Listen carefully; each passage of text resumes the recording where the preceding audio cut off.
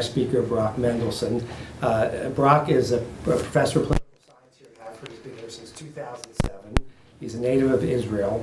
He has his bachelor's degree from in Middle East Studies from Hebrew University. He has his first master's degree in security studies from Tel Aviv University, a second master's in government from Cornell, and then 2 years later in 2006 he got his PhD in government studies at Cornell. His research interests include things like radical Islamist movements, terrorism and counterterrorism, religion and international relations, the politics of the Middle East, and the proliferation of weapons of mass destruction. He had a book published 2 years ago, Combating Jihadism, American Hegemony and Interstate Cooperation in the War on Terrorism. He's published numerous papers. I'm not going to read all the titles, but some of the more striking ones: Al-Qaeda's franchising strategy, foreign fighters, recent trends, and Al-Qaeda's Palestinian problem. And there's something that Barak has done, which I think very few faculty at Haverford have ever done. That is, he served in the Israeli army for 5 years.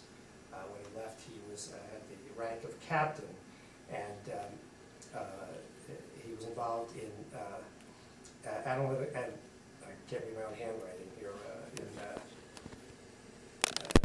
it's the Analytic International, what was it that you were Political analysis. Yeah, political analysis. So I suspect that your time in the Army gave you perspectives that all the academic experiences would not have, and I hope that we'll hear about that tonight. So I want to introduce Barak Mendelsohn, who's going to be speaking on Al-Qaeda and global governance. Thank you.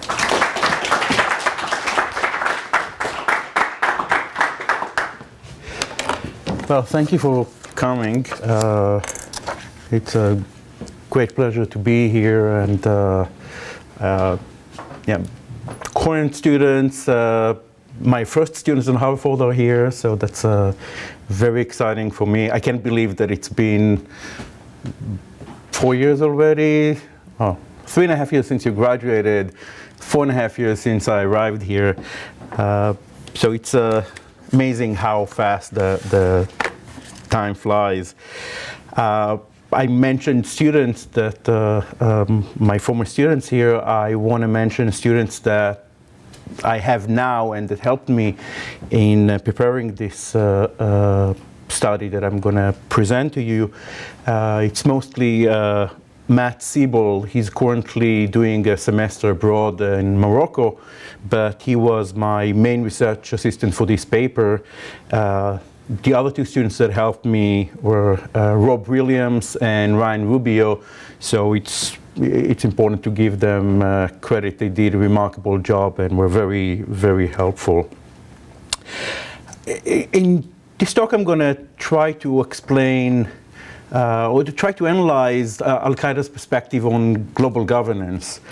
It seems a little bit counterintuitive to use global governance in the context of when we speak about Al-Qaeda. Usually when we speak about Al-Qaeda, we have many other things in mind, not in global governance. And so when Al-Qaeda in 2010, when bin Laden released a statement that was called "The Way to Save the Earth," I was a little bit amused. I thought that was interesting and worth exploring. Now, when you also teach in a place like Haverford, the issue of global governance comes up quite often. And in fact, my close friend and colleague, Craig Borowiak in my department, studies global governance, especially from the bottom up, and we have lots of debates about the issue of global governance. He has a very civil society focused perspective. My orientation was always looking at the world from the perspective of a world of states. So we have interesting discussions, and suddenly we have this issue that seems to converge, that his interest and my interest seem to converge, and it was worth exploring. So I decided to look back, and we used the Al-Qaeda Statement Index that my students collected here. It's a a database of translations of Al-Qaeda statements that we have them all scanned and indexed on our website here. And we started looking for different statements that speak about global governance. And there were a few, but the issue became very quick it became apparent that the issue is much more tricky than I thought. So as I said, Al-Qaeda's position on global governance will be the center of this talk, and I will try to examine the way that Al-Qaeda speaks about certain symbols, main symbols of global governance, and I will explain why I'm going to do it this way. And what I will argue in this talk is that the global governance related references should be seen as a rhetorical device that are used to demonstrate what Al-Qaeda sees as the hypocrisy of the US. These references should not be mistaken or construed as reflecting support for global governance. Now, when you speak about global governance, you have, in the Al-Qaeda context, you have two fundamental problems that I had to address. First of all, in academic research, we use terms that seem very natural to us, but policymakers or terrorist organizations don't use the same terms. They don't use the term global governance. So you need to infer what Al-Qaeda thinks about global governance when Al-Qaeda doesn't use the term global governance. That becomes a problem and something that I had to work out. The second problem is that what global governance is elusive. It's not that academics are sure what global governance is. And when you go through the material about global governance, it seems like global governance encompasses so much that for some scholars it becomes an irrelevant concept. You can't really use that if it means too many different things. So these were the main obstacles that I faced, and I decided that the way to overcome these problems are by looking at elements that are consensually recognized as reflecting mechanisms or subjects of interest for global governance. And so these elements can serve as proxies, and through these proxies we can gauge Al-Qaeda's attitude towards global governance. So I look at those certain symbols, and I will explain which ones they are in a second, and look at what Al-Qaeda thinks about those aspects, and through that I will try to determine what Al-Qaeda thinks about global governance. So first of all, what do I mean by global governance? When we talk about global governance, we refer to an evolving structure of formal and informal systems of rulemaking and political coordination that transcend states and societies. These systems involve public authorities, mainly states and international governmental organizations, and increasingly they involve now private agencies and civil society actors. Together, all these seek to refine and realize common purposes or to resolve collective problems. So this is a broad definition, but the concept, as I said, is very broad, and that's a problem. So I try to reconceptualize, take the literature about global governance and make some order, make some sense out of it.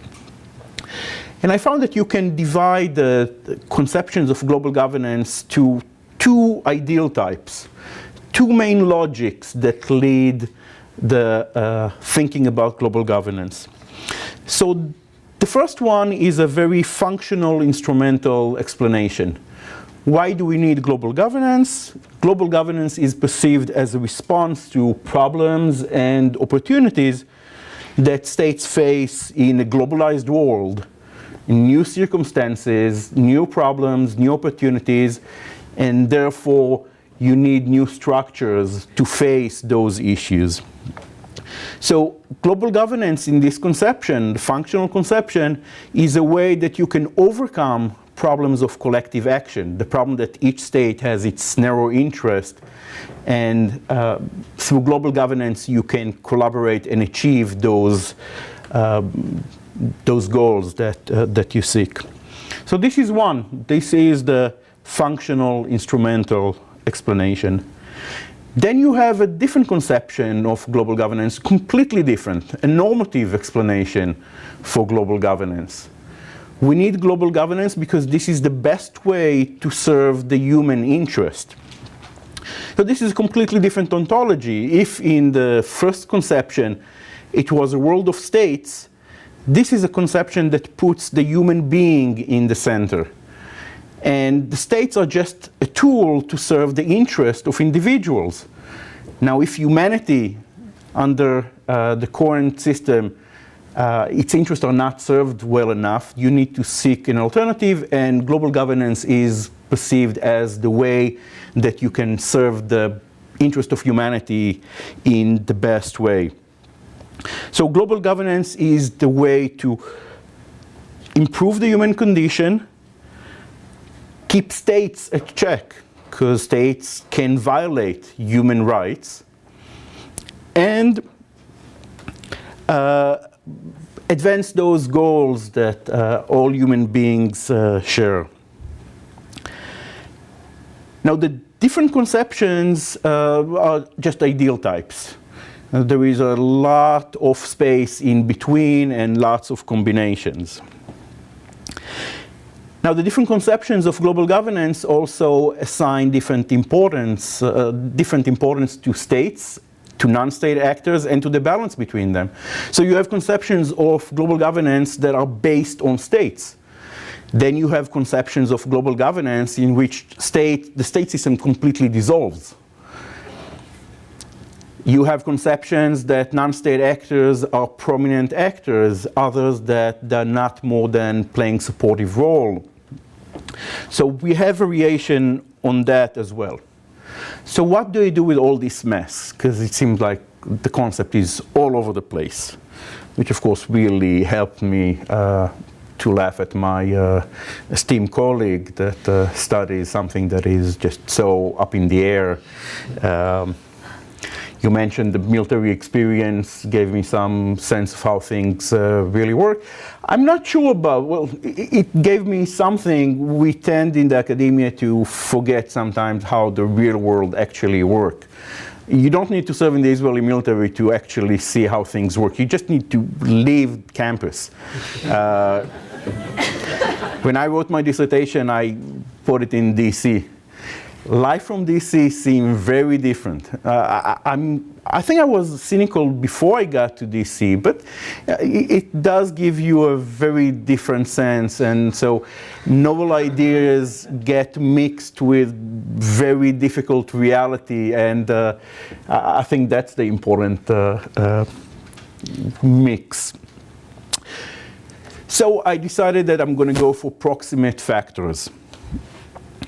And I picked three symbols of the state system that, of global governance that represent a mix of the two logics. So the first one looks at international institutions. Global governance can be seen as being carried out through international institutions, and the main one would be the UN. This is a very instrumental perspective. The way that we run problems, first of all, the reason to have global governance is to address common problems to all states. It's a way to overcome problems of collective action. It's a very conservative view. It focuses on the states. States are the basic unit. Non-state actors have some role, but they're much less significant. This is a state-based world. And I picked the UN to figure out how Al-Qaeda sees the UN as the most comprehensive organization, the most inclusive organization. So this is one proxy. If I can gauge how Al-Qaeda feels about the UN, I can get a sense about what Al-Qaeda thinks about global governance. The second, I moved to subject area. And this one would be the protection of the environment. This is a mix, because here you have a functional logic. The reason why you need global governance is to solve the problem of environmental degradation, and you need to solve a problem that threatens everybody and requires collective action. At the same time, this is a view that puts humanity as a whole as the main unit. This is not a world of states necessarily, but it's humanity as a whole that is being looked at. And the third proxy, again, it's a matter of, this is a subject area, and this is human rights. Again, a subject that is identified with global governance. This is a normative approach for global governance.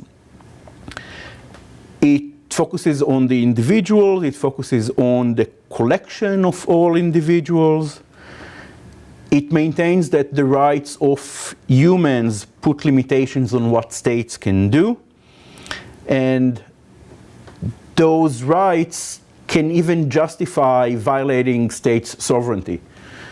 So global governance here is a check on states, and the foundation is a normative foundation. So this is the theoretical aspect, and trying to figure out how I'm trying to tell you what Al-Qaeda, the reason why I'm trying to use these elements to speak about what Al-Qaeda feels or thinks about global governance. So let's start with what Al-Qaeda says about the UN. There are two themes to Al-Qaeda's statements. The first one is that the UN is associated with the Westphalian system, and that system represents an illegitimate order. The second element that we see is that Al-Qaeda tries to expose the true nature of the UN, to expose it as a tool for Western domination. Together, these themes suggest that Al-Qaeda's problem with the UN go beyond the alleged injustices that the UN supports or doesn't prevent. Al-Qaeda dismisses the ability of the organization to ever promote a just order. This is not just a matter of policies that can be changed. It's not just a matter of reform. There is something fundamentally wrong with the assumptions on which the UN is based. Now, on its face, when you look at the statements by Al-Qaeda, it seems that the rhetoric really resembles a realist critique of the UN. The UN is no more than a forum where the great powers play their interest. What comes out of the UN reflects the interest of the strong powers. It's just a way to mask power relations. And in this way, this doesn't sound very different than the critique that you hear from most people. Well, for many people. I won't say most people. But there is a twist to Al-Qaeda's critique. Not all weak are equal victims. So according to a realist perspective, the strong abuse the weak. Al-Qaeda doesn't care about all the weak. Some weak that are more important than others. And the other twist is that power abuses are not motivated solely by material interest. According to a realist perspective, why do the strong abuse their power? Because they want to gain. According to Al-Qaeda, this is more than just material gain. There is an ideology behind the abuse of power that, of course, also determine who's going to be the people that power will be directed against. You will not be surprised that, according to Al-Qaeda, the main victims are Muslims. And for Al-Qaeda, they see what's going on in the UN as a part of a concentrated effort to prevent the rise of a global order that is based on Islam. So there is a conspiracy here that is supposed to keep Islam, the Muslim Ummah, down. Again, this is according to Al-Qaeda's narrative. And Al-Qaeda comes with many examples of injustices to Muslims that it argues confirm its claims. So the UN ignores the events in Kashmir and the massacre of Muslims in Kashmir. The UN ignored Chechnya, where Muslims were victimized. The UN supported the US in Afghanistan. The UN didn't do much to save Muslims in Bosnia. Even worse than that, the UN imposed an embargo, weapon embargo, on Bosnia that in reality prevented the weak Muslims from defending themselves, while the strong Serbs already had weapons and were able to continue to massacre Muslims. The UN supported the independence of East Timor and of Israel. The UN showed hypocrisy when there were elections in Zimbabwe. The UN, when it came against that, argued against the validity of those elections because of some problems with the electoral process. At the same time, the UN approved the elections, elections in Afghanistan that suffered at least as many problems as the elections in Zimbabwe. The UN tries to take action regarding the killing in Darfur, but the UN didn't really care about US crimes in Iraq, and the UN itself was responsible for the sanctions regime during the 1990s in Iraq, in which, according to Al-Qaeda, a million kids died. So for Al-Qaeda, these are very damning evidence against the UN. But as I said, for Al-Qaeda, the issue goes beyond just a matter of policies, because policies you can reform. A bad institution you can improve. But for Al-Qaeda, the UN is part of a broader scheme to maintain the supremacy of the white West over the colored slaves. The West is racist, and it feels superior to the rest of the world.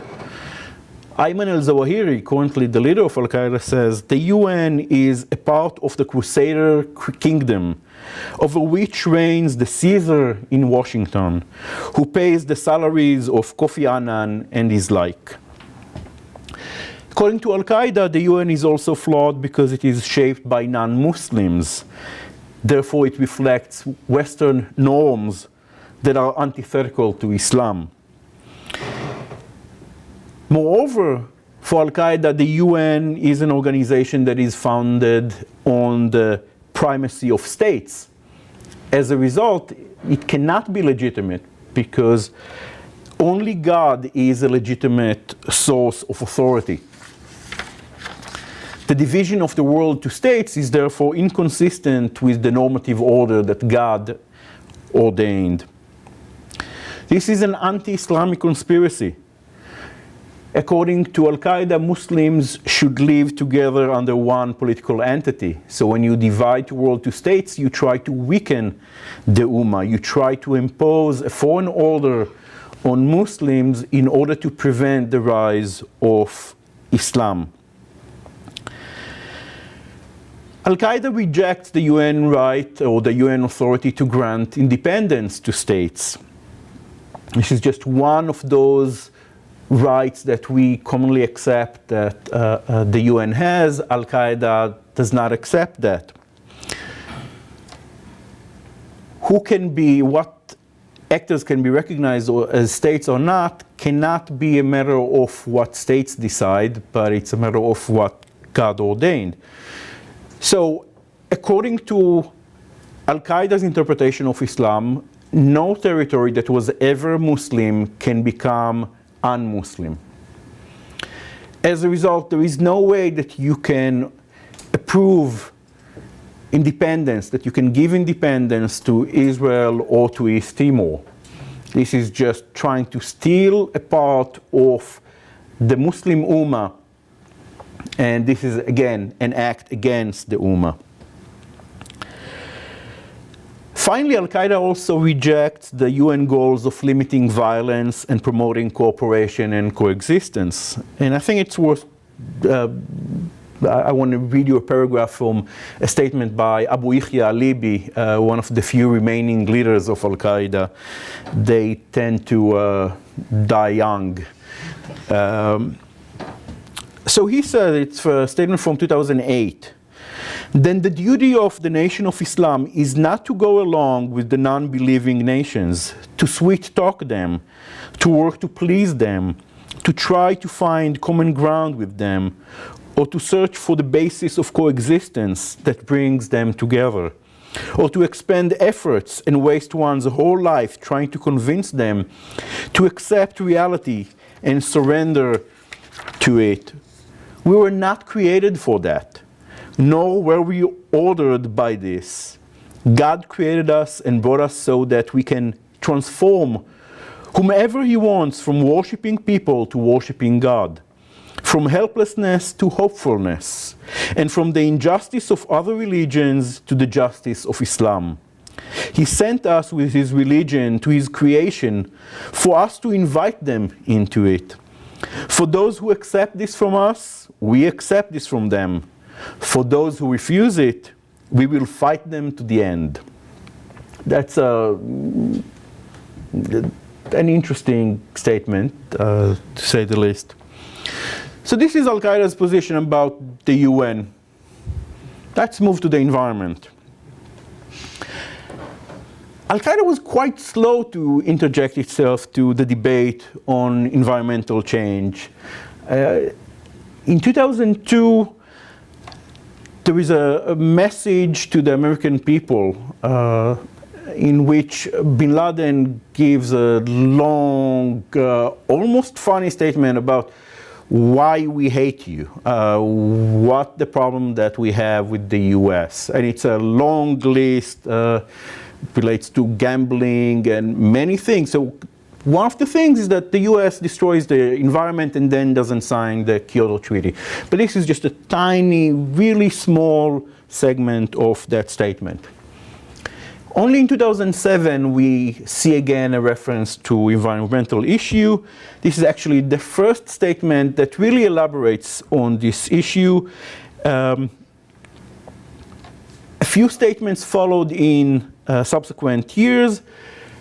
But all those statements still reflect a very instrumental approach and appears more as a way to score points against the US. The statements actually seem weirder and weirder as the time goes by. Most of them come from bin Laden. Not all of them, but most of them from bin Laden. And it seems that the time that he spent in Abbottabad in his homemade jail, he had lots of time to read books. Mostly he really liked Noam Chomsky. So it's really interesting to see the discourse that he's using, because you would not really believe that this comes from an Islamist. So the 2007 statement is called The Solution. And this is a statement that came in the aftermath of the 2006 elections in the US, and bin Laden is trying to say, even though you elected Democrats to run Congress, nothing really changed. It's a statement to the American people. And the argument is that the political system in the US doesn't really matter. It doesn't matter who's in power, or at least who is elected. In reality, the actors that actually determine what the US will do are the corporations. And bin Laden has a number of statements that focus on the issue of corporations and of course, the Jews behind them, which of course I'm not going to take responsibility for. So in The Solution, the statement, global warming is not more than a small element in a very class-based critique that is directed at the capitalist system and at the major corporations that are running the US. And the way to solve the problems of the environment is therefore you need to destroy the system that allows corporations to run the world. Then there is a period that bin Laden leaves the issue. He comes back to it in 2010, as I said, with the way to save the earth. This statement comes first on Al Jazeera, and only 2 weeks later the full statement comes on jihadi websites. Al-Qaeda was not very happy with the distribution in Al Jazeera. It's been a few years already that they have issues with Al Jazeera. Al Jazeera doesn't put the full statement live. Al Jazeera decides to edit and what it wants to pick, and Al-Qaeda was not very happy with that. So the alternative media, the jihadi websites, became the preferred place to put statements. But this one went first to Al Jazeera, and that suggests an interest in getting to a larger audience. One of the problems that Al-Qaeda had in recent years was that people stopped caring. Think about the publicity that statements made by Al-Qaeda leaders got in 2002, 2003, and then think about what happened in the last 4 or 5 years. They just talked themselves to death. So it just became boring and people were not interested. This one goes to Al Jazeera, tries to get a large audience. Now there are some really funny things in that statement. First of all, bin Laden never doubts the science of global warming. And he even takes cheap shots at people that suggest that there is no global warming. So that's, yeah, that's quite funny. You will not be surprised. The problem, according to bin Laden, is the actions of the US and the corporations. And bin Laden offers solutions. So for each of you, the way that we can save the earth, start with modesty, conservation, avoid luxury, especially in food, driving, clothes, housing, energy. This will improve the chances to save the earth. But the main prescription is to weaken the US economy, to weaken the US. If you bring down the US, you can save the earth. Tempting. How do you do that?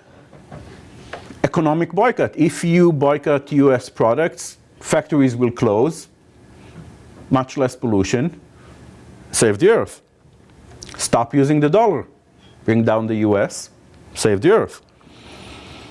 Hold owners of corporations accountable, save the earth. It's interesting that the message is very clear. Bin Laden appeals to people, a large audience, and say, don't leave the Mujahideen alone. We need your help. This is a really big problem. It's not just our problem, it's everybody's problem. We need your help. So it's a very different kind of framing of the problem or of the struggle that Al-Qaeda pursues. Barak, can I interrupt with a question? Sure. When you talk about the audience of bin Laden or Al-Qaeda, do they differentiate between, say, the Muslim world, or Muslims, versus non-Muslims? And does it matter? Then do they use different media for the different groups? And to which of them will you refer to when you say, the audience? Each statement speaks directly to a certain audience. So a message to the American people, a message to the people of Europe, a message to the tribes of Yemen. So you have, sometimes you see shift in halfway through the statement moving to a different audience. This particular message, clearly the message was to beyond the Muslim Ummah. That was to global audience. In 2010, we get two more messages. This time they come immediately after the floods in Pakistan. Here you have natural disaster, and it's really close to home for bin Laden, and he has to respond, and two messages subsequent days. That's quite unusual. And in these messages, he calls Muslims in Pakistan and across the world to come and help the victims. And he maintains that the divisions of the Ummah hinders the response to the disaster. Again, this is a theme that he hit on before. Then bin Laden suggests we need to look beyond this one event of the floods. We have a much more comprehensive problem. We need to have a much more comprehensive view of how to deal with it. So he calls to establish a Muslim relief agency. That agency will assess risks, will plan for contingencies, educate the people, and construct projects for more efficient use of water. Interestingly, governments are excluded from the solution. It's the governments that led to the situation that we're in. We cannot trust the governments. Only NGOs will take part in this solution. And he calls especially to use charities. But the framework for the solution is restricted to the Ummah. This is not a global, it's a global problem, but the solution is a solution that can be carried out only by Muslims and to deal with Muslims. So while the problems of the environment are global, the global element is missing from the solution. There won't be any global solution until the global Islamic Caliphate will be established. Until then, the solution has to be restricted to what Muslims can do to help Muslims. Now, just one last note about the environment. Just in the past couple of months, we see how Al-Qaeda deals with the question of the famine in Somalia. Because Somalia is a special case. Al-Qaeda's branch in Somalia, Al-Shabaab, actually controls significant parts of the land where the famine is, and therefore they need to deal with that problem. As you probably know, they prevent Western aid agencies from getting to those areas and provide assistance. But they also need to show something.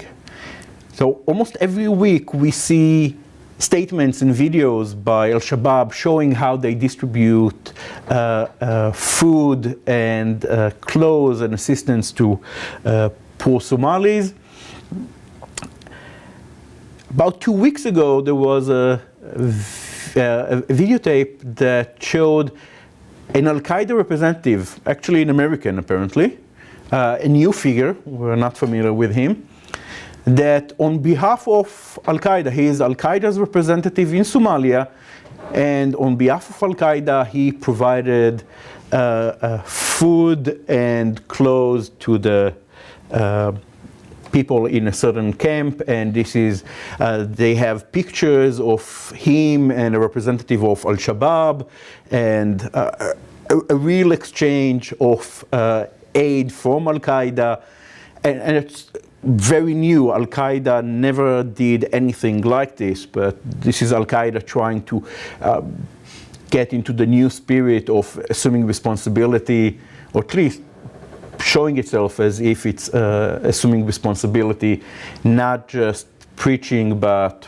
also doing something. But they definitely have to, since Al-Shabaab is controlling those areas. The third element, I said, human rights. Again, we don't see many statements that deal with human rights. Those that do normally don't speak about human rights the way that we would, and they tend to be instrumental, again, designed to highlight US hypocrisy. Al-Qaeda doesn't pretend to adhere to human rights norms itself. Because Al-Qaeda rejects the Western model of human rights, the whole paradigm of human rights, the Western liberal conception of human rights is unacceptable for Al-Qaeda. Al-Qaeda instead promotes its own Islamic version or Islamic understanding of human rights. What Al-Qaeda tries to do in those statements is mostly to show that the discourse that the US champions is disingenuous. The US really doesn't care about human rights. This is all just for show, and in reality, the US is only interested in pursuing its interest. Al-Qaeda argues that the US will violate human rights whenever it feels that will promote its interests. Interest always trumps human rights, and that the US will violate human rights whenever human rights will dictate protecting Muslims. Since the US is against Muslims, if Muslims need help, the US will ignore human rights norms. So, for example, Al-Qaeda argues that, well, in this case, it's hard to say that they're completely wrong. The US supports corrupt, oppressive regimes. So how can the US say that it supports human rights when it supports those regimes? The US doesn't let Islamist groups to assume power unless they collaborate with it. The US ignores the quest for Sharia rule. So the US ignores people's preferences when it doesn't fit with its interests. Instead, the US is trying to force democracy that is incompatible with Islam, according to Al-Qaeda. Muslims are denied the right to exert free judgment. It's the US that will decide for them about the kind of regime that they will have. Then there is the issue of the US killing Muslims in Iraq, Palestine, Afghanistan, the US ignoring the massacre of Muslims in Bosnia. The issue of Darfur comes up. Now, there is no love between Al-Qaeda's leaders and the regime in Khartoum. Remember, this is the regime that kicked Al-Qaeda out in 1996. So they are quite bitter about this regime. And they do think, Al-Qaeda does believe that there needs to be some accountability. But it does not accept the Western intervention or the establishment of the International Criminal Court, which is, of course, for Al-Qaeda another evidence for the hypocrisy of the US and the West. So the issue of Darfur needs to be settled between Muslims. This is a Muslim affair. It's none of the Westerners' business. More than that, Al-Qaeda argues that the Western attempts to intervene in Darfur is no more than an effort, really a disguise for an effort to split Sudan. Since then, Sudan was split. But this is really not about human rights. This is only about Western efforts and attempt to cut another part of the Ummah. When the Arab Spring started, it created some issues for Al-Qaeda that relate to human rights. But at first Al-Qaeda stumbled with its response, but then it settled on a narrative that is basically events reaffirm Al-Qaeda's previous positions. And it says this way. So the US supported those dictators, Bin Ali, Mubarak, and Gaddafi, until it had to drop them. The US dropped those dictators only when it became quite clear that they can't stay in power. So this is not really about support for human rights. The US dropped those dictators only when the game was over. At the same time, the US continued to support other dictators. The Saudi regime, for example, the regime in Yemen, Assad in Syria.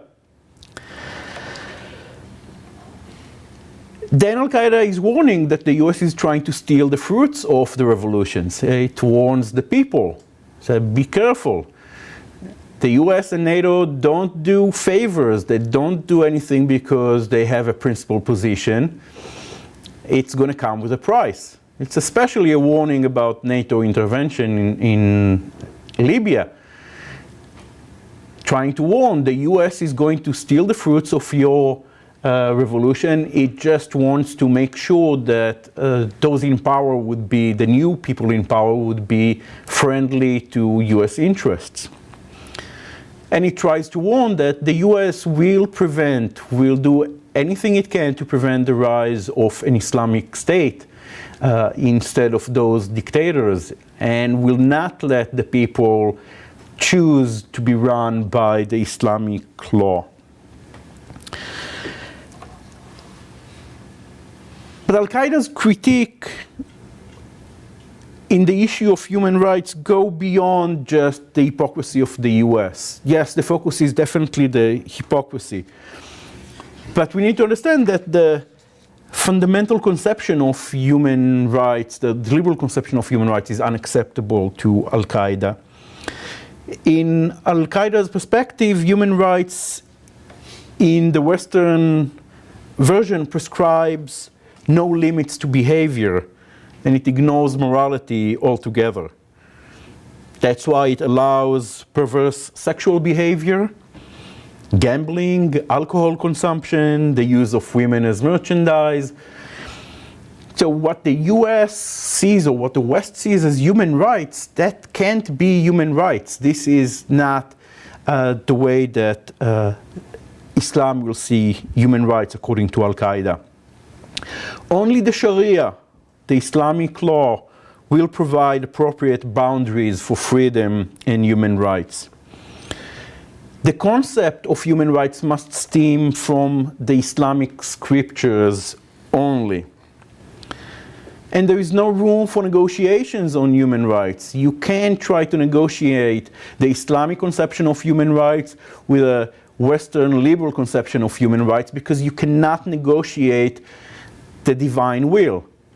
You cannot have any compromise about something that is divine. That would be a heresy. Now, even when you have shared goals, where you would say both Western conception of human rights and the Islamic conception of human rights would support the same things, even then, Al-Qaeda goes against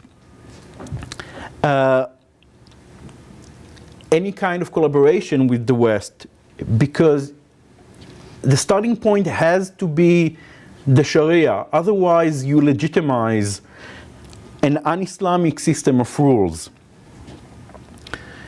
Now, when we speak about human rights, we also have in mind the question, the equality of human beings. But this is something that is fundamentally unacceptable for Al-Qaeda. All Muslims are equal, but Muslims and non-Muslims are not equal for Al-Qaeda. Therefore, they cannot have the same rights. Al-Qaeda also criticized the whole concept of freedom of religion. How can you have freedom of religion when, according to Al-Qaeda, the Islamic scripture forbids conversion? You cannot leave Islam. Well, you can leave Islam, but then you will be killed. That would be the punishment. So the concept of freedom of religion is unacceptable. Freedom of expression is a problem. Freedom of expression, that means a right to insult the Prophet. And he said the US and the West are really hypocrites about that. So you can criticize, you can insult the Prophet, but it's not allowed to have revisionist positions about the Holocaust. So where is the freedom of expression in this? So let's take all the three elements together and try to summarize and conclude. So I argue that Al-Qaeda uses the discourse of global governance in a very instrumental manner as a way to interject itself into the discussion of global order and to legitimize a role for itself. But that doesn't mean support for global governance, not from the instrumental perspective and not from the normative view. The similarities are not because there is some kind of shared vision between proponents of global governance and Al-Qaeda, but there is a shared rejection of states' practices, particularly the practices of the strong powers, and some kind of shared rejection of the state-based order. Again, this depends on what is really your conception of global governance. Some people will not reject that, but this is something that some proponents of global governance will share with Al-Qaeda. So it's about rejection, it's not about support. Similar to the proponents of global governance, Al-Qaeda believes that it's necessary to limit states. But the foundation of authority, in its view, are very different than the proponents of global governance. It's a big difference between seeing God as the authority and seeing individual rights as the source of authority. Al-Qaeda does not pretend to support liberal ideas and is not trying to seek for ways to institutionalize these ideas. It has a view of a global order, but this is one that is Islamic and distinct from the liberal conceptions of global governance. In fact, it's actually surprising how little Al-Qaeda actually refers to global governance. It doesn't use that discourse as much as you would expect, given the portrayal of Al-Qaeda as the masters of media manipulation. On its face, if there are such masters, this can be a great rhetorical device. You should use it more. But Al-Qaeda has a problem with going and taking such measures. Al-Qaeda has tactical flexibility in its messaging, but it is still a purist, inflexible organization. The strategic messaging of Al-Qaeda is very rigid. It's restricted by the ideology. Al-Qaeda can lie to some extent. It can especially lie to Western audience. But Al-Qaeda cannot hide its ideology too much. So its ability to take advantage and manipulate this discourse is very limited by the strength of the ideology in the way that it governs itself. So Al-Qaeda can criticize the UN, but it has to reject reform and greater equality between states because such a position would give the UN legitimacy. Al-Qaeda can recognize the environment as a concern, even a concern that has universal dimensions, but a universal protection regime conflicts with Al-Qaeda's end state. Al-Qaeda uses human rights discourse to reject the US, but it cannot advocate strengthening liberal conceptions of human rights. So overall, when Al-Qaeda reaches to Western audience, it can play on the global governance discourse. But when it comes to the audience that is really important for it, the Muslim audience, mainly in the Middle East, that's where its heart and its focus is, it will not go to the global governance perspective. And even more than that, there are many more salient issues that it can deal with. So it can speak about global governance mostly in order to show how the US acts with hypocrisy. But when it comes to the audience in the Middle East, Al-Qaeda has its own agenda. It needs to show this is not, global governance discourse is not the discourse that will be seen as promoting its interest. So I guess that the bottom line is that even though we see some statements that adopt a global governance discourse. This is really not Al-Qaeda is looking for. Thank you.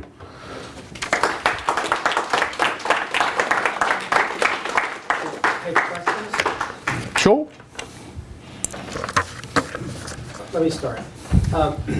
So in the Muslim world, how much is this message bought? Al-Qaeda doesn't try to sell the message of global governance very much to the Muslim world, so it doesn't. Al-Qaeda's really ideological message in the Middle East doesn't fly that well. So definitely this forced message is unsuccessful. But their underlying goals, their underlying philosophy. The underlying philosophy of Al-Qaeda has very limited appeal. It had greater appeal after 9/11. After 9/11, it had greater appeal because Bin Laden seemed like a just leader. He seemed like a symbol, especially a symbol of resistance. And Al-Qaeda's appeal increased actually after the invasion of Iraq. That seemed to confirm Al-Qaeda's narrative. But once Al-Qaeda got more involved in Iraq, in Saudi Arabia, the appeal of its message continuously declined. Al-Qaeda's decline, US action contributed in some ways to Al-Qaeda's decline, but in reality, the main factor for Al-Qaeda's decline is that it shot itself in the leg. Its message did not have any appeal. I mentioned what it does in Somalia now, but this is a very new development. 10 years after 9/11, Al-Qaeda just shouted and shouted, and when it didn't shout, it killed mostly Muslims. That was just not very appealing. So even with all the mistakes that the US did, Al-Qaeda managed to make even greater mistakes. And if it had some support in the past because people were happy that it showed the US, there's no love to the US, and there is still no love to the US in that region. But Al-Qaeda lost the appeal because it did not have a positive message that people will adopt, and the few that did like the message very soon stopped liking it. Din? I'm a little confused about Al-Qaeda's assertion that the UN, for example, is just an arm of US interests and power, but them also pointing out the contradiction of the U.S. expressing certain values in the UN but not being able to follow through with them. How do they deal with that? Or is that just something that doesn't even come up? The U.S. uses the UN as a tool, and it uses the discourse, human rights, for example, through the UN, but again as a tool from the Al-Qaeda perspective. So there is no contradiction here. Now, the UN has stated goals that it ignores when it comes to Muslims. In reality, it's US interests that stand behind it, and this is what really determines what the UN does. But there is nothing genuine about the UN.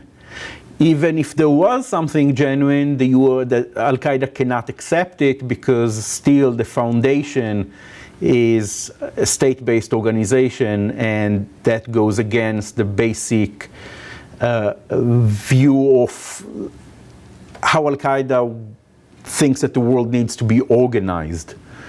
If the world needs to be organized by a religious logic, no institution that tries to govern the world but is based on states can fly, can be compatible with Al-Qaeda's view. So even if the UN will reform, you still are left with the problem of conflicting logics that Al-Qaeda cannot accept.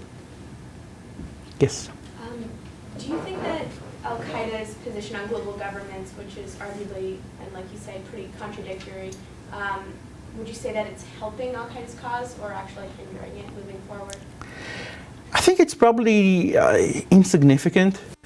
When bin Laden started noting Noam Chomsky,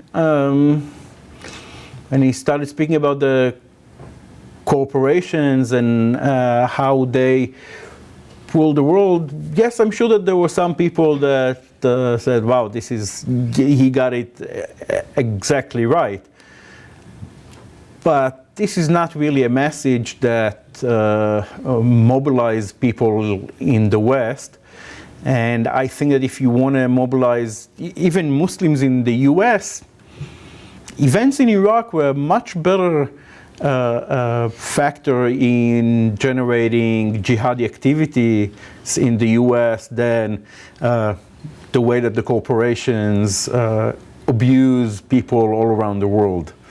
So it just seems like one in a series of desperate attempts. And they actually make a lot more sense now when you think about bin Laden's conditions, surrounded by videotapes and books, and try to figure out what to do. A king without a kingdom, trying to cling to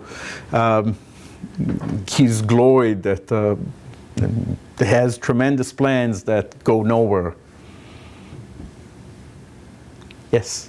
Is it possible that, to some degree at least, it's not only the immediate ideological conflict within Al-Qaeda that prevents that sort of rhetorical device, but also just the fact that as far as mobilization, a Muslim audience, that isn't really in terms of prioritization. Like environmentalism isn't something that provokes the sort of direct response, except in the event of humanitarian disasters. Right, you're absolutely right. The Muslim people in the Middle East have very different priorities. Before the revolutions in the Middle East, it didn't really matter.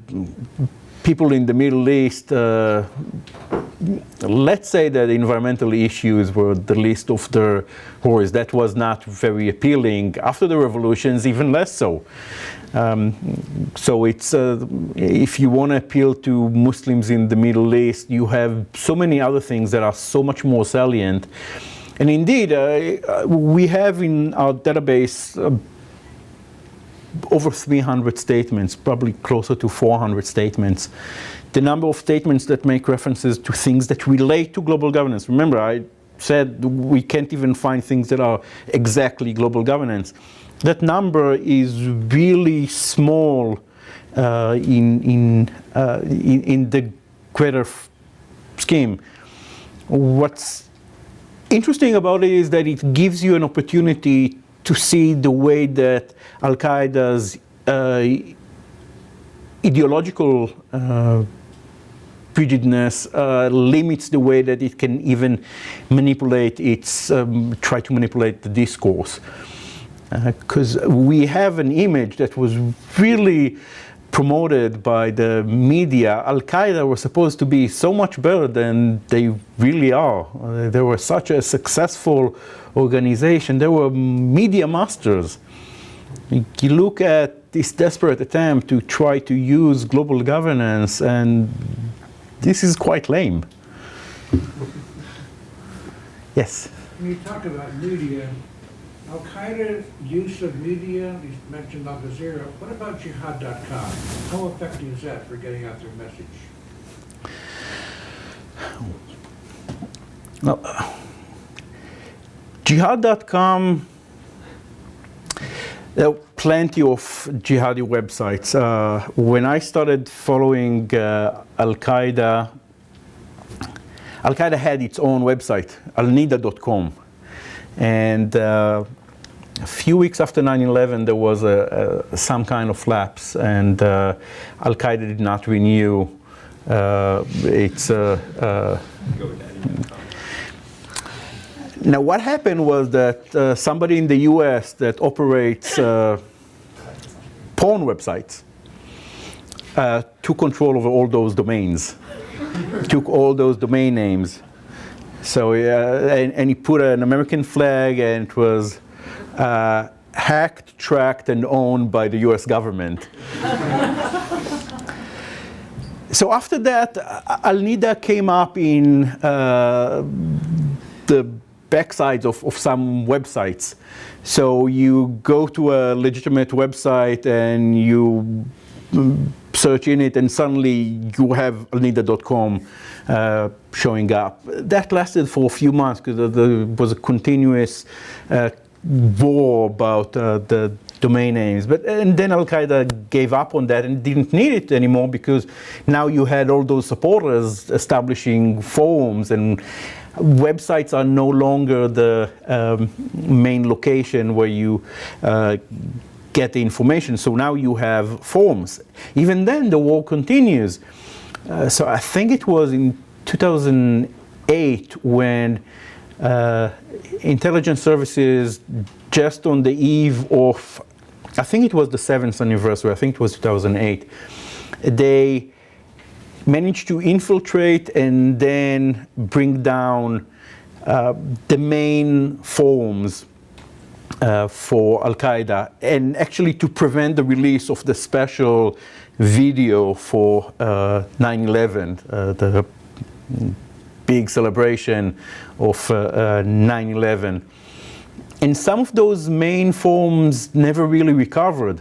You had new ones coming, but overall the number of people that were involved and subscribed to it were smaller. And intelligence services infiltrate those forums, especially the Jordanians and the Saudis infiltrate. And they created such fear that people were afraid that some of the people that they think that they know on the forums are actually intelligence services. Now, they did cause some damage, definitely, and you do see on some forums people say, well, some moderators say, we are done with this forum, we're actually going to perform jihad. And the suicide bomber in the base in CIA base in Afghanistan were a webmaster. He moderated a forum before he left before was arrested by the Jordanians, and tried to convert him to an agent, a Jordanian agent. You also have just struggles between jihadis online. Like all other people, they have egos. And so you have conflicts over influence, and the best way is that you try to portray your rivals as agents. And so you don't need jihad.com anymore. But you do have very interesting dynamics online. For some people it helps. You do get some recruitment through those websites, but by themselves they are not enough. You need real connection to the real world in order to actually do something with that. Yes? So, while it seems as though Al-Qaeda's support base is like diminishing, the conditions that allowed Al-Qaeda to have that collective radicalization still exist. That's what it seems like. The grievances against the United States and the grievances against Western powers, they still exist. And that's, do you think that there would be other terrorist organizations as widespread as Al-Qaeda to come up in the near future? You already have. Some of the franchises are operative. Some of the groups that were more national-based are now more outward-looking. Lashkar-e-Taiba in Pakistan, for example, have a broader perspective. So Al-Qaeda's decline is not the end of transnational jihadism. So you do have those organizations. You will continue to see attacks, but when you look overall at number of attacks it's really shameful. We don't care about attacks in Pakistan. We don't care about attacks in the Muslim world. We care only about attacks in the West. So London bombing, 50-something people died. That's a huge event in our collective memory. You have easily 20 like these every year in Pakistan. We don't really care. So the problems that you have with jihadism in the Muslim world will continue to be deadly. It's really sad, and the region is not going to get any better anytime soon. If anything, you now have opportunities. There are more weapons available. You have chaos. You're going to have incompetent regimes, maybe less incompetent if the Islamists will actually be able to take power, as it seems that they will in some countries, but the transition period will be still difficult. In places where the Islam, and you're not sure that the Islamists taking power is a great thing for us, but Islamists taking power will probably reduce the appeal of Al-Qaeda. When you have unstable situation in Muslim countries, that's going to create opportunities for more violence.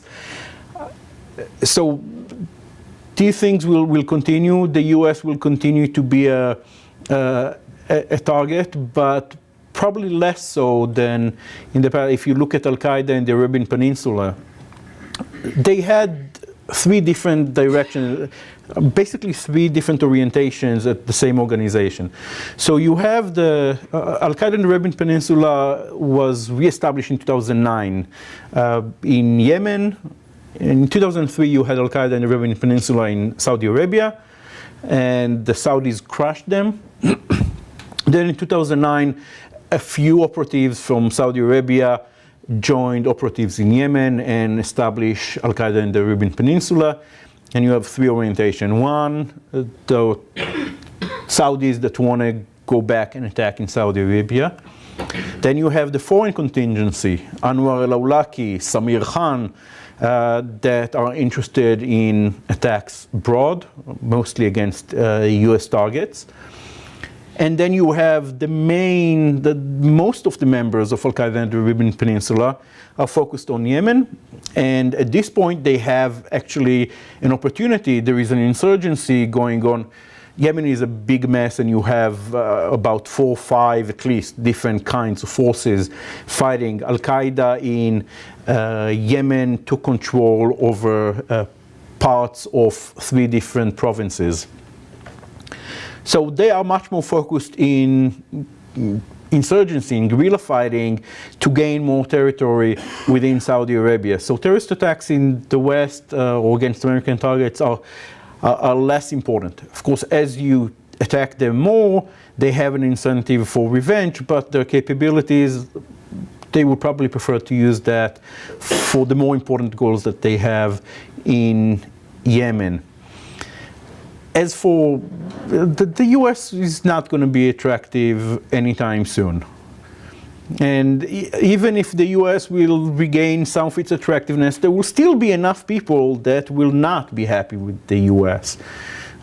Even if you speak about the really tiny minority of Muslims, you can still speak about a very significant force. If they're competent, that can be very deadly. So in terms of shifting the perceptions, you have lots of good reasons to do that, but this is not going to eliminate jihadism. What could eliminate jihadism that is directed at the US is that the message is not very strong, the jihadi message. It came after the collapse of other notions of other jihadi agendas, one fighting against the local regimes, another fighting against foreign occupation of Muslim lands. The US became a target when the jihadi enterprise seemed to be collapsing in the mid-90s, and there was a vacuum that bin Laden managed to get in. But now that idea of attacking the US and the US as the head of the snake is already there. well, this is such a significant problem when you look at the overall picture of the difficulties that the US is currently facing on the economic front, or even the threat from Iran, or threat of a war that involves Iran in the Middle East. Al-Qaeda is probably not that important. Barak, can you reflect on the role of Saudi Arabia and the contradictory action of the regime in a way? You know, on one hand, you just said they destroyed Al-Qaeda in Saudi Arabia and they're supporting other intelligence around the world against it. On the other hand, they are the main funding source of the madrasas, of the Taliban, and probably of Al-Qaeda as well. And why isn't the West doing more about it, or the media talking more about it, or the Saudis doing more about it? Yeah, well, we'll try to simplify that a little bit. First of all, Saudi Arabia's position before 2003, before they were attacked themselves, it was very different than after the attack in Riyadh. Saudi Arabia is much more cooperative than it was before. There's nothing like feeling the threat to make you take real action. True, there are some financiers, some donors that come from Saudi Arabia. Most of them actually come from other Gulf countries, not from Saudi Arabia. Saudi Arabia has a much better system to prevent transfer of donations to jihadi causes. So that was, they put new limitations on funding on donations to charities, and a much stronger, stricter registration of the Hawala system. They're doing a lot more about that. But the issue with the madrasas, Saudi Arabia is a Salafi country. And Salafism has 3 different strands. And the jihadis are the most radical strand, to the point that they go against the state. But still, the fundamental Salafi approach, this is the core of the Saudi identity. And charity giving and spreading the Salafi message is a very important tool for the Salafis. The problem is what happens when you lose control over those funding, or when they are diverted from just Salafi goals that you may not like, but are not necessarily by themselves precursor for terrorism. And what happens when the money is actually shifted to more radical positions? Because you have madrasas, lots of Saudi money, for example, in Bosnia. A lot more Salafis than there used to be before. That doesn't necessarily translate to support of terrorism. Now, if you have people in the right place that can take some of that money and divert it to terrorist causes, or if you have madrasas in Pakistan that were founded on Salafism, but then you have that hybridization as a result of being in the environment in Pakistan, then those madrasas will go the way that the Saudis did not want them to go. And that's a very complicated issue. This is not just a support for an actor that you can just close the financing, because Salafism is really core part of Saudi Arabia's identity. The problem is that those ideas can be radicalized, can be taken to an extreme that will actually undermine Saudi positions. But Saudi Arabia cannot stop funding madrasas and promoting Salafism. It wants to make sure, though, that it's promoting Salafism and not jihadism. Yes. You referred to the United States making mistakes, for example, in invading Iraq, actually strengthening jihadi positions. What would have been better? in your opinion? What should the United States have done? Could it have done anything to make a significant difference? In a strange way, it could be that the U.S. made a terrible mistake for itself, but accelerated the decline of Al-Qaeda by making that mistake, because it made Al-Qaeda expose their hand, show their hand. So it was a serious mistake to go into Iraq. The result was that Al-Qaeda overreached. Now, you can't replay history, and you can't say the U.S. could have done something different that will change the picture. In retrospect, most of the events following 9/11 were overreaction. We can say that more safely now, but it's much easier to say that 10 years after and in retrospect, and we have the advantage of hindsight. But there are some things that a state has to do once it's injured the way that it was, and people wanted blood. Even the war in Afghanistan seemed like more, at this point, more like a war of revenge rather than a well-planned war.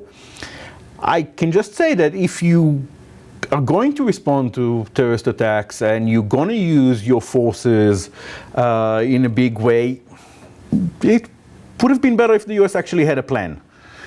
At the time, I know that I found it extremely hard to, I did not believe the incompetence.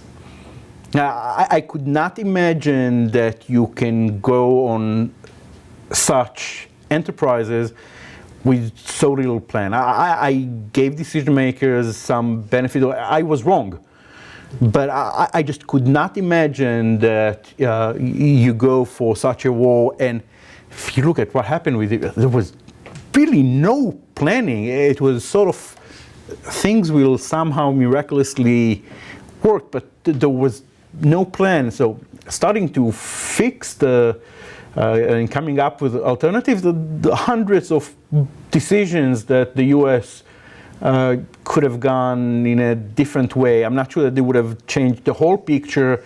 I don't know how many decisions you needed to get differently to create a qualitative change, but there was a lot that the US should have done differently. It's much easier to say that 10 years after. Then I just want to, do you think that maybe you could argue that Al-Qaeda achieved all its goals after the 9/11 attacks, after the invasion of Iraq, or all its short-term goals almost? I mean, Al-Qaeda failed. Al-Qaeda, if the U.S. showed incompetence and wishful thinking, Bin Laden was as bad. Bin Laden believed that 3 hits on the U.S. will bring down the whole American empire. He was sure that the Muslim street will uprise and join him, and he was very disappointed that they did not. If you look at the yes, the U.S. in the war in Iraq gave Al-Qaeda some boost, but it wasn't even for Al-Qaeda. Al-Qaeda didn't have anybody in Iraq. What was in Iraq was Zarqawi, that was not part of Al-Qaeda at that point, and that just had good senses, and he felt that the U.S. is going to go to Iraq. So he made his way. He had to leave Afghanistan because the U.S. took over Afghanistan, made his way to the Kurdish part of Iraq, joined with Kurdish players that just united, and he was not even part of Al-Qaeda. So Al-Qaeda didn't have any real assets in Iraq when the US invaded. There were other jihadis, and later on Al-Qaeda managed to co-opt them with a huge price, because Zarqawi did damage to Al-Qaeda that it was impossible to then really change. But if you look at even the numbers that then participated in Iraq, even after a disastrous mistake of the US, it gave such a boost to Al-Qaeda, and still Al-Qaeda didn't manage to get, if you take action, you try to achieve certain goals. And if the goal was just to get the US into the Middle East, yes, Al-Qaeda managed to achieve that. But Drain the economy. Al-Qaeda wanted to drain the economy, but the money that went for, again, in the greater picture, these wars are not what really drained the economy. It didn't do good for the economy, but so much more money went on so many other things. Yes, it did not do good to the economy. Yes, it hurt the US significantly, but that did not change the strategic picture. And he managed to bring I mean, it's a, what, $100,000? excellent return on the investment, but it's supposed to serve some kind of purpose. It undermined U.S. credibility for 8 years in the international... Managed to do that, but that's supposed to still serve a certain purpose. Right, it didn't do everything, but I'm saying... It didn't do the things that it really needed to do, that it really believed that it can do. For us, it seems ridiculous that he expected it to happen this way. But bin Laden found himself stuck. Suddenly he, even if you look at the franchising policies of strategy of Al-Qaeda, Al-Qaeda is losing its identity as a transnational group because of that franchising. Because Al-Qaeda was in such desperate condition, it had to co-opt some local groups or try to expand to places where the agenda becomes much more national-based, exactly the kind of jihadism that it went against. It was just a desperate attempt to somehow survive. Yeah, bin Laden and Al-Qaeda had a huge success with 9/11, and then the US caused many injuries to itself, and Al-Qaeda cost the economy lots of money. That's true. But if the goals that we achieve beyond just bringing the he had a fantasy world. His plan was not viable, and he found out very soon that even as very fast when the Taliban collapsed, he was surprised that it happened so fast and that he didn't have as much support as he was hoping to get from Muslims all around the world. Brian? I mean, in some way, isn't that, this is the most compelling moment of it, though, right? If Al-Qaeda went to Iraq to die when they started a civil war and pulled the Muslim world apart, that fate was sort of written before it because they never offered anything. They just offered these assaults on the system, and there was no positive vision except, what, like a return to theocratic Muslim rule like the Taliban. So, but now there are people who are Islamists who have the courage to try to build something, but they're still faced with that central tension that you're talking about, really. You know, that you cannot have laws above the authority of what's written in this book. How do people in Egypt try to create a vision for a state that is conservative and Muslim with that tension? Well, I think that you have lots of flexibility in Islam. That living in our age, it seems like there's always been jihadism. There were always crazy radicals among Muslims. But if you look at the evolution of the Islamic empire since the days of Muhammad, actually there was significant flexibility because very fast when the Quran was, when the prophecies, Muhammad made his prophecies, he did not imagine that empire that was later created. The Quran doesn't really provide you the script to how you run a huge state. Right?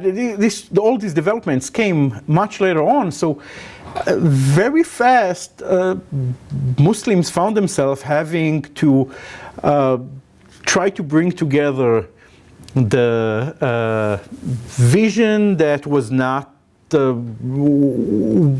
precisely provided with the realities that requires making significant compromises. And if you just look at the there are 4 accepted legitimate schools of thought within Islam, religious schools of thought. I'm not even speaking within the Sunnah, within the Sunni world. I'm not even speaking about the Shiite world. And within those 4 madhahib, you have numerous interpretations, and a Muslim can choose whichever school of thought he wants to adhere to. And throughout the history, you saw or Muslim political entities coming up with innovative ways to solve the problems of governance that they had. The Quran and the Sunnah didn't give them all that they needed. Definitely not.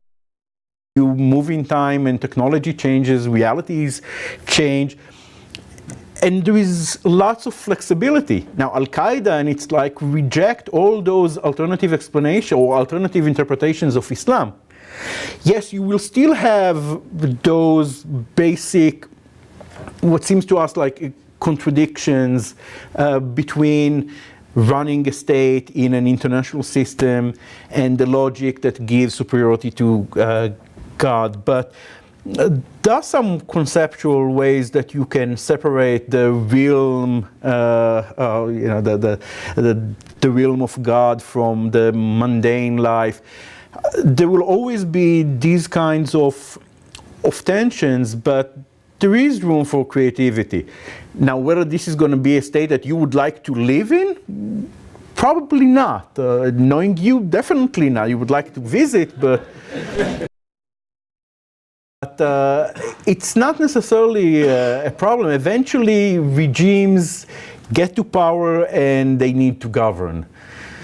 Now, they can be nasty to their neighbors, they can make serious mistakes, they can start wars, but and some of them will fail badly. The fact that they are Islamists doesn't necessarily suggest that they will fail or that they cannot come up with the right model. Probably many will first fail as they right way for their countries, but so did the non-religious regimes. But I mean, it happens in a world that's accelerated. You know, you just don't have time to form several hundred years of political evolution. That's true, and that's why I said the Middle East is going to be very